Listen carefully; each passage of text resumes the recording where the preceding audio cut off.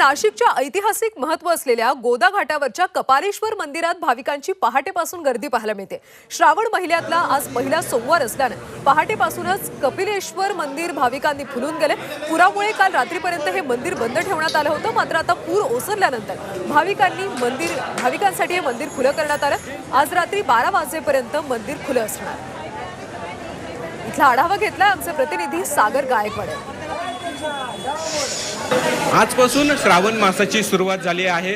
श्रावण मासातला हा पहिला सोमवार आहे आणि यामुळे नाशिकच्या ऐतिहासिक असं मंदिर असलेलं कपालेश्वर येथे भाविकांची मोठी गर्दी पाहायला मिळते।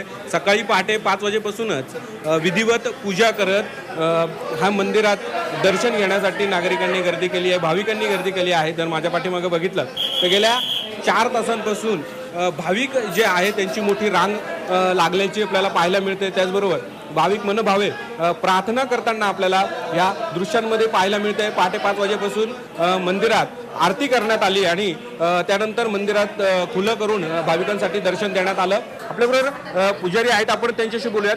काय सांगाल, मंदिर उघडलं आहे, खरं तर सकाळी पूर होता आणि त्यानंतर आता मंदिर खुलं करण्यात आले आहे। किती वाजता पूजा करण्यात आली आहे, कसं नियोजन? 4 वाजता मंदिर उघडून रुद्राभिषेक, नित्य अभिषेक, पूजा आणि आरती ही 4 वाजल्यापासून सुरू होती। आता दिवसभर ही पूजा चालू राहणार आहे आणि दुपारी पंचमुखी मुकुट आणि हे सरदार चौकातून आणि रामकुंडापासून चालू होणार आहे आणि ही पालखी संध्याकाळी परत मंदिरात 9 वाजता येईल। श्रावण सोमवारी सकाळी पहाटे 4 वाजेपासून तर रात्री 12 वाजेपर्यंत भाविकांच्या दर्शनासाठी उघड असणार आहे। कॅमेरा पर्सन सोनू भिडेसह सागर गायकवाड, जी 24 तास, नाशिक।